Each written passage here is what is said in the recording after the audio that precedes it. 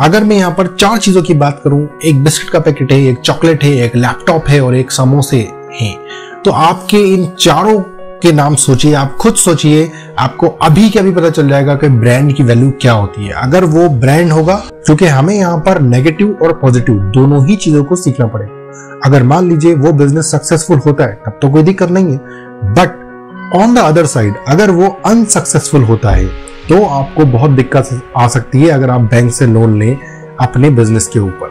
देखिए, कुछ बातें ऐसी होती हैं जो आपको खुद को लर्न करना पड़ेंगी उस बिजनेस को करते टाइम, और आप उस काम को तब तक इतना अच्छा करते रहिए जब तक वो लोग जो भी उस चीज पे जो आपके साथ जुड़े हुए हैं वो उस चीज की वैल्यू देने नहीं लग जाए, उस चीज का पैसा देने नहीं लग जाए। उस टाइम तक आपको अपने बिजनेस को एस्टेब्लिश करना है, उसको उस मुकाम पर लेके आना है।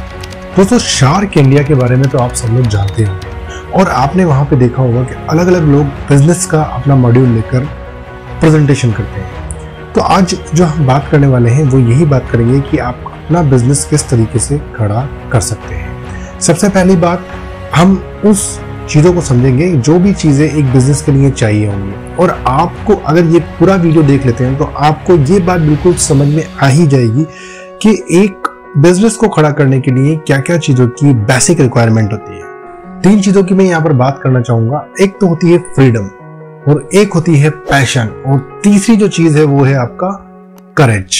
ये 3 चीजें जब मिलती हैं तो आप एक बिजनेसमैन इजीली बन सकते हैं। तो आज हम इन सारी बातों पे बात करने वाले हैं और देखने वाले हैं कि किस तरीके से आप एक बड़ा बिजनेसमैन बन सकते हैं और अपने आप को एस्टैब्लिश कर सकते हैं इन क्राइटेरिया के थ्रू। तो आइए बात करते हैं। सबसे पहले, अगर आप कोई भी बिजनेस करने वाले हैं तो उसके लिए आपको चाहिए आइडिया।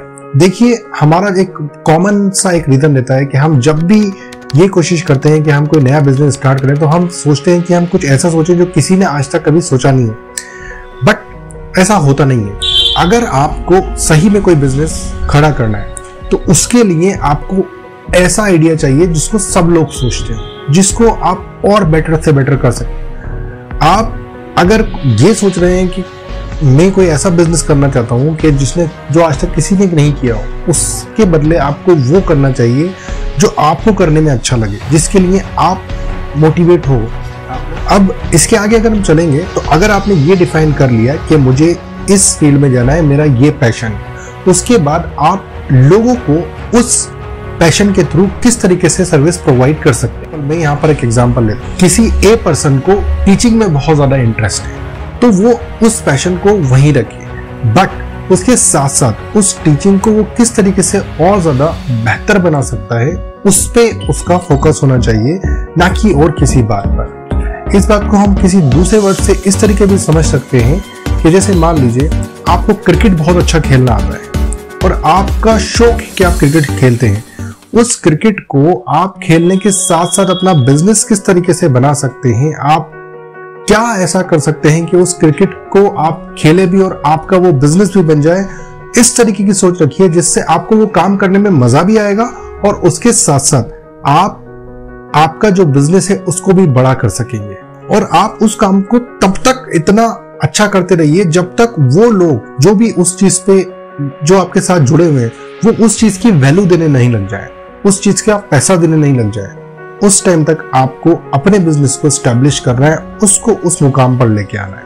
अगर आपने ये दोनों चीजों को आइडेंटिफाई कर लिया है तो उसके बाद आप ये देखिए कि ये जो बिजनेस है जो आप करने वाले हो, उस बिजनेस को आपके साथ साथ आपका कंपटीशन किस तरीके से कर रहा है, तो उसको उनके जो पूरी चीजों को उसको बारीकी से आपको समझना पड़ेगा, देखना पड़ेगा कि आप किस तरीके से और अच्छे से अपने बिजनेस को और आगे लेके जा सकते हो। उससे पहले आपको स्टडी करना पड़ेगा। आपको अपने बिजनेस को समझने के लिए जो अभी वो बिजनेस कर रहा है ऑलरेडी, उसके पास जाकर उसको देखना पड़ेगा, उसको समझना पड़ेगा। ये जब सारी चीजें अगर आप कर लें, उसके बाद आता है नंबर 4 प्लान। उसके अंदर होता क्या है, एक्चुअली आपको अपना एक बिजनेस प्लान बनाना पड़ेगा। मतलब आपका जो भी खर्चा होने वाला है आने वाले टाइम में, उसके लिए पूरा एक प्लान बनाइए। पूरे साल का खर्चा बनाइए, कितना खर्चा होगा वो आपको बना के तैयार रखना है। देखिए, किसी भी बिजनेस को स्टार्ट करने के लिए बहुत कॉमन सी बात है कि कैपिटल यानी कि पैसे की जरूरत पड़ती है। उस पैसे को, उस कैपिटल को अरेंज करना ही एक बहुत बड़ी बात होती है। तो आपको पहले ये डिफाइन करना पड़ेगा कि आपको जो भी बिजनेस में पैसा लग रहा है वो आप कहां से कैरी करोगे, किससे उस पैसे का अरेंजमेंट कहां से करोगे। बेसिकली अगर मेरी एडवाइस मानी जाए तो उसमें आप बैंक से कोई लोन नहीं ले। उसमें होता क्या है कि आपको इंटरेस्ट देना पड़ता है। अगर आप अरेंजमेंट कर सकते हैं ऐसा कहीं से पैसा जिसपे इंटरेस्ट फ्री लोन मिल जाए आपको, तो वो आपके बिजनेस के लिए बहुत अच्छा रहेगा। और अगर आप किसी भी बिजनेस में अगर इन्वेस्टमेंट कर रहे हैं तो इतना ज्यादा इन्वेस्टमेंट एक साथ मत करिए जिससे आपको आगे जाके परेशानी हो।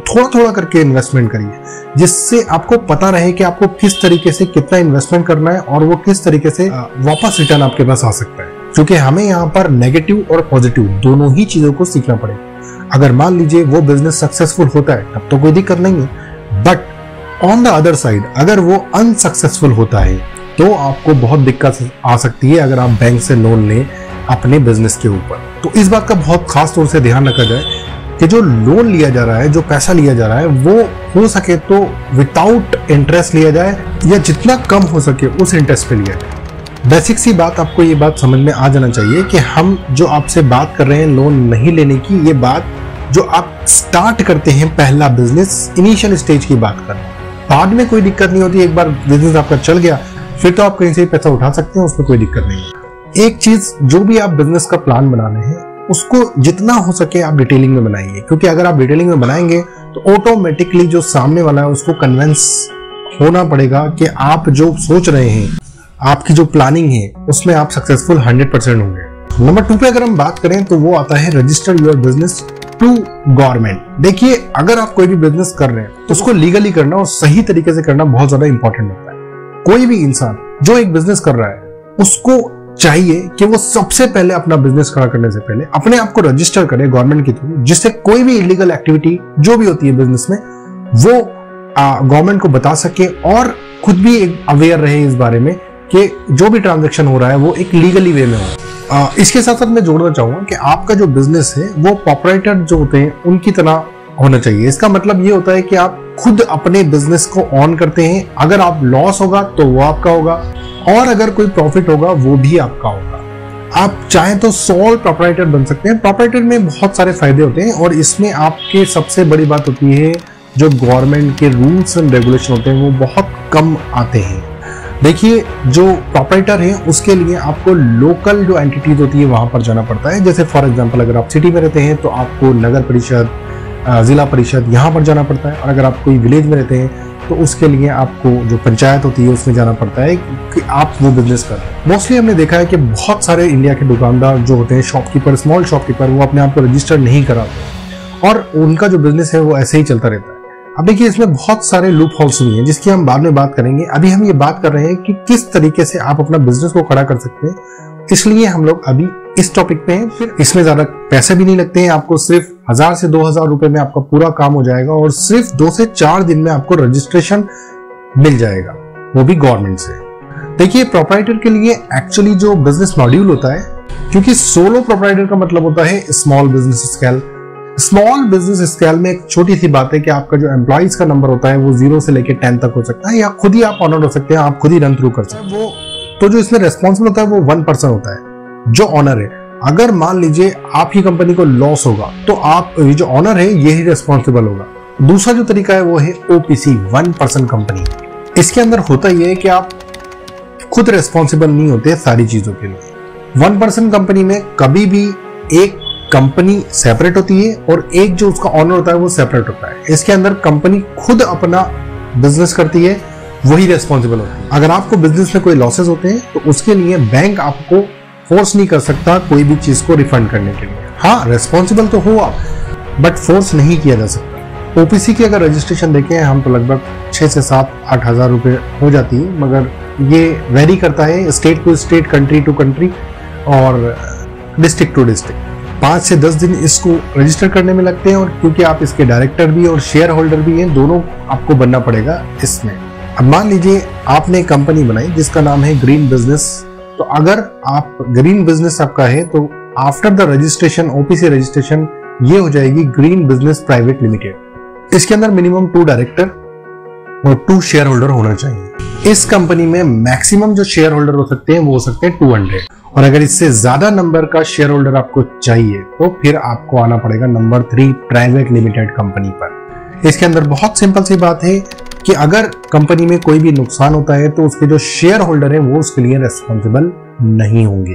और ये सबसे बेस्ट तरीका है किसी भी बिजनेस को रजिस्टर कराने का। किसी भी कंपनी में अगर पीवीटी लिखा होगा, एलटीडी लिखा होगा, तो उस कंपनी में लोग ज्यादा भरोसा करते हैं क्योंकि वो जानते हैं कि यहाँ पर बहुत सारे लोगों का शेयर लगा हुआ है। और जब बहुत सारे लोगों का शेयर लगा होता है तो वहां पर ऑटोमेटिकली प्रॉफिट बनना बहुत ज्यादा आसान हो जाता है। दो चीजें और अगर हम डिस्कस करना चाहें तो यहाँ पर हो सकता है, क्योंकि एक बार आपके पीवीटी एलटीडी लग गया उसके बाद आपको बैंक इजीली लोन प्रोवाइड कर देता है। और क्योंकि लोगों का ट्रस्ट बढ़ गया है तो लोग ऑटोमेटिकली आपकी कंपनी में शेयर होल्डर भी बनना चाहते हैं, यानी कि पैसा भी लगा सकते हैं। अब देखिए 6 से 7 या फिर 8,000 रुपए में अगर आप इसको रजिस्टर कराते हैं और 5 से 10 दिन में आपको सर्टिफिकेट मिल जाता है। बट क्योंकि एलटीडी और पीवीटी एक नेम है, ब्रांड जिसको आप बोल सकते हैं, पीवीटी जो होता है उससे आपकी जो कंपनी होती है उसकी वैल्यू बढ़ जाती है, तो इसलिए जो गवर्नमेंट है वो इस सर्टिफिकेट को देने से पहले आपके लिए रूल्स एंड रेगुलेशन भी थोड़ी सी ज्यादा रखती है। अब हम बात करते हैं नंबर 4 पे जो है LLP यानी कि लिमिटेड लायबिलिटी पार्टनरशिप। जो आपके जैसे मान लीजिए कोई डॉक्टर है और कोई CA है, उन लोगों के काम ये आता है LLP। इसके अंदर होता ये है कि आप इसको आसानी से बना सकते हैं और आपको कोई बिजनेस खड़ा करना और थोड़े दिन बाद उसको डिसॉल्व करना हो, यानी उस बिजनेस को एक टाइम बाद आपको खत्म करना हो, उसमें आपको LLP की जरूरत पड़ती है। बहुत सिंपल सी बात है। यहाँ पर हम एग्जांपल ले लेते हैं। जैसे मान लीजिए आप एक बिल्डर हो और बिल्डर के साथ आपको एक बिल्डिंग बनानी है, तो उसको आप बहुत सारे वर्कर्स को भी हायर करना पड़ेगा और बहुत सारी चीजें होती हैं जो आप एक बिल्डर को करना पड़ती है। उसके लिए टेम्परेरी टाइम के लिए एक बिल्डिंग जब तक बनेगी तब तक के लिए कंपनी बना ली जाती है, और जब वो पूरी बिल्डिंग बनकर तैयार हो जाती है तो उसके बाद उस कंपनी को डिसॉल्व कर दिया जाता है, खत्म कर दिया जाता है। यहाँ पर ये लिमिटेड लायबिलिटी पार्टनरशिप काम में आती है। अगर बेसिक सी बात हम देखें तो जो प्राइवेट लिमिटेड जो कंपनी होती है उस पर लोगों को ज्यादा ट्रस्ट होता है। आपके बिजनेस को बड़ा करना है अगर आप सोच रहे हैं तो आपको इसमें जाना चाहिए, और वैसे सोल प्रोप्राइटरशिप जो होती है उसमें आप जा सकते हैं अगर आपको बिजनेस को छोटा ही रखना है, ज्यादा आगे नहीं जाना। अब हम बात करते हैं उससे आगे की। जब आपने सबसे पहले अपने बिजनेस का आइडिया सोचा, उस बिजनेस का आइडिया सोचने के बाद आपने देखा कि वो आपके पैशन के अकॉर्डिंग है, आप लोगों को किस तरीके से वैल्यू कर सकते हो, फिर उसके बाद आपने देखा कि आप किस तरीके से अपने बिजनेस को कहां कहां रजिस्टर कर सकते हो। अब हम बात करते हैं उससे आगे की। अगर ये दोनों चीजें आप कर चुके हैं तो अब हम बात करते हैं GST रजिस्ट्रेशन की। तो दोस्तों आगे हम लोग चलते हैं, आइए बात करते हैं हम लोग GST रजिस्ट्रेशन की। देखिए GST यानी गुड एंड सर्विस टैक्स। बहुत सिंपल सी बात है। अगर आपको आपकी कंट्री में आपके स्टेट टू स्टेट या आउट ऑफ द कंट्री कहीं भी बिजनेस करना है या आपका बिजनेस 20 लाख रुपए से ऊपर है तो आप GST का रजिस्ट्रेशन कराना जरूरी है। अगर आप स्टेट टू स्टेट बिजनेस करते हैं, कंट्री टू कंट्री बिजनेस करते हैं या फिर कोई भी बिजनेस करते हैं जहां पर आपका जो प्रोडक्ट है वो एक कंट्री से दूसरी कंट्री, एक स्टेट से दूसरे स्टेट जाता है, तो आपको GST का रजिस्ट्रेशन कराना जरूरी है। और अगर आपको ऑनलाइन अपना सामान भेजना है, फ्लिपकार्ट, अमेजॉन, मीशो, जितनी भी साइट्स होती हैं उन पे अगर अपना सामान को बेचना है तो आपको GST का रजिस्ट्रेशन मैंडेटरी है। अगर आप इंपोर्ट और एक्सपोर्ट का बिजनेस करते हैं तो उसके लिए आपको एक और रजिस्ट्रेशन कराना पड़ेगा जिसको बोलते हैं हम इंपोर्ट एक्सपोर्ट कोड रजिस्ट्रेशन, जिसको शॉर्ट फॉर्म में IEC भी बोला जाता है। और कई जो कंट्रीज हैं, कई जो स्टेट हैं, वहां पर आपको एक और तरीके का टैक्स मिल जाएगा जिसको बोलते हैं हम प्रोफेशनल टैक्स रजिस्ट्रेशन। अगर आपकी कंपनी में 10 या उससे ज्यादा एम्प्लॉय काम करते हैं तो आपको ESI भी कराना पड़ेगी, जो कि होता है आपका एम्प्लॉय स्टेट इंश्योरेंस रजिस्ट्रेशन। और अगर आपकी कंपनी में 20 से ज्यादा एम्प्लॉय हैं तो आपको PF प्रोविजनल फंड रजिस्ट्रेशन ये भी कराना पड़ेगा। एक और यहाँ पर ऐड हो चुका है उद्यम, जिसको हम बोलते हैं उद्यम रजिस्ट्रेशन, उद्यम आधार। दूसरे वर्ड्स में इसको MSME भी बोला जाता है। ये रजिस्ट्रेशन कराना मैंडेटरी तो नहीं होता है, तो इसके बेनिफिट्स बहुत ज्यादा है। जैसे आपको लोन इजीली प्रोवाइड हो जाता है। एक जो लास्ट चीज जो मैं आपसे डिस्कस करना चाहता हूँ वो एक किसी भी बिजनेस को करने के लिए मैंडेटरी होती है। आप ये जरूर करें जिससे आपका बिजनेस और ज्यादा फ्लॉरिश्ड हो। नंबर 1 पे आता है इनकम टैक्स रिटर्न। दोस्तों अगर आप किसी भी कंट्री में बिजनेस कर रहे हैं अपना, तो गवर्नमेंट को अपना कुछ शेयर देना जरूरी होता है, क्योंकि हम अपने बिजनेस को बड़ा तभी बना सकते हैं जब हम अपनी कंट्री का भी डेवलपमेंट करें। तो इसलिए इनकम टैक्स रिटर्न, जो भी आपके बिजनेस में पैसा आ रहा है, जो भी जा रहा है, वो आपको बिल्कुल पता होना चाहिए और लीगली तरीके से आपको अपने इनकम टैक्स को भरना चाहिए। दूसरे नंबर पे अगर हम बात करें तो वो होती है अकाउंटिंग। देखिए किसी भी बिजनेस का अल्टीमेट जो गोल होता है वो होता है अर्निंग करना, पैसे कमाना। तो आपका जहां जहां इन्वेस्ट हो रहा है, जहां जहां पैसा लग रहा है, उसकी एक बैलेंस शीट होना चाहिए और जहां जहां से पैसा आ रहा है उसकी एक बैलेंस शीट होना चाहिए, जिससे आपको एंड ऑफ द ईयर तक ये तो पता लग ही जाएगा कि आपको कितना लॉस हुआ और कितना प्रॉफिट हुआ। वैसे तो ये काम सीए जो होते हैं वो लोग करते हैं, बट आपका बिजनेस अगर छोटा है जिसमें आप एक अकाउंटेंट को, एक सीए को हायर नहीं कर सकते, तो आप ये काम खुद भी कर सकते हैं। जीएसटी अगर आप रजिस्टर हैं तो आपको मंथली और क्वार्टरली जो होता है उसमें आपको एक्सपेंसेस बताना होते हैं और जो भी आपके पास अर्निंग हुई है उनको डिस्क्लोज करना होता है गवर्नमेंट। ऑडिट आपको चाहिए कि आप टाइम टू टाइम करवाएं, जिससे आपकी जो बैलेंस शीट है वो बिल्कुल नीट एंड क्लीन रहे। ऑडिट से बहुत सारा चीजें आपके सामने आती हैं, कितना आपने खर्चा किया, कहाँ आपने खर्चा किया, किस किस तरीके से आपने इन्वेस्ट किया और कितना पैसा आपके पास आया, जिससे ऑडिट में ये सारी चीजें क्लियर हो जाती है। और एक बार आप क्लियरेंस ले लेते तो आपको आगे बिजनेस करने में कोई प्रॉब्लम नहीं होती, इसलिए ऑडिट कराना भी जरूरी होता है। दोस्तों ये सारी बातें अगर आपने कर ली तो आप एक अच्छा बिजनेसमैन तो आई होप बन ही सकते हो। देखिए कुछ बातें ऐसी होती हैं जो आपको खुद को लर्न करना पड़ेंगी उस बिजनेस को करते टाइम। कुछ बातें ऐसी होती हैं जो आपको डील करना पड़ेंगी उस टाइम पे जब आप उसको कर रहे हो। तो देखिए मैं खुद बाय प्रोफेशन एक टीचर हूं और मैं खुद बाय प्रोफेशन अगर देखें आप तो मैं कोई भी चीज अगर कर रहा हूं तो मैं ये चाहता हूं कि मेरी जो भी नॉलेज है वो ज्यादा से ज्यादा लोगों तक स्प्रेड हो, लोग उस बात को समझेंगे। अगर मैं अच्छी वैल्यू दूंगा, लोगों के काम की बात बताऊंगा, तो ऑटोमेटिकली आप खुद को लगेगा कि ये चीज वैल्यूएबल है, मुझे इस पे जाना चाहिए, मुझे ये करना चाहिए। नहीं, आजकल आपने देखा होगा शार्क टैंक इंडिया में कितने सारे लोग आते हैं जो अपने अपने आइडियाज को शेयर करते हैं, पर उनमें से सबको सिलेक्शन नहीं मिलता है, उनमें से बहुत सारों को रिजेक्शन भी मिलता है। तो रिजेक्शन और सिलेक्शन डजंट मैटर। अगर आपका आइडिया बेस्ट है, अगर आप किसी लोगों को वैल्यू दे सकते हैं, किन्हीं लोगों को आप फायदा पहुंचा सकते हैं, तो आप वो अपने एंड से करते रहिए। और एक ना एक दिन ऐसा जरूर आता है जब आप अपने ब्रांड की वैल्यू बना लेते हैं। मैं यहाँ पर बात करना चाहूंगा एक कॉमन, आप सोचिए अगर मैं आपसे आज कहूं कि आपको कौन सी कचौड़ी खानी है तो आप क्या जवाब देंगे? आपके कोई मोहल्ले, आपकी जो स्ट्रीट है, आपकी गली है, आपका जो डिस्ट्रिक्ट है, वहां पर कोई एक फेमस कचौड़ी वाला, समोसे वाला ऐसा होगा कि आपको वो नाम सबसे पहले आएगा कि मुझे समोसे उसी से खाने। तो इसका रीजन क्या है? क्योंकि उसने प्रोवाइड किया है वो क्वालिटी को, उस टेस्ट को उसने बिल्डअप किया है, तब जाके आपको वो नेम आज आ रहा है। इसी तरीके से आप अगर किसी को वैल्यू देंगे, अगर आप कोई ऐसी चीज दिखाएंगे लोगों को, ऐसी चीज बताएंगे जिससे लोगों को बेनिफिट हो, फायदा हो, तो ऑटोमेटिकली लोग 10 बार आपके पास आएंगे। और ये एक मैं पर्सनल अपने एक्सपीरियंस से बता रहा हूं कि आप वही काम करना की कोशिश करिए जिसमें आपको मजा आए, क्योंकि एक बार आप जब अपने बिजनेस में खुद एंजॉय करने लग जाएंगे, खुद मजे करने लग जाएंगे, तो आपके साथ ऑटोमेटिकली लोग जुड़ना स्टार्ट हो जाएंगे। और सबसे बड़ी बात जो इस पूरे वीडियो में मैं लास्ट में कहना चाहता हूँ कि अपने बिजनेस को, खुद को वैल्यू देने के लिए सबसे पहले आपको उसको वैल्यूएबल बनाना पड़ेगा।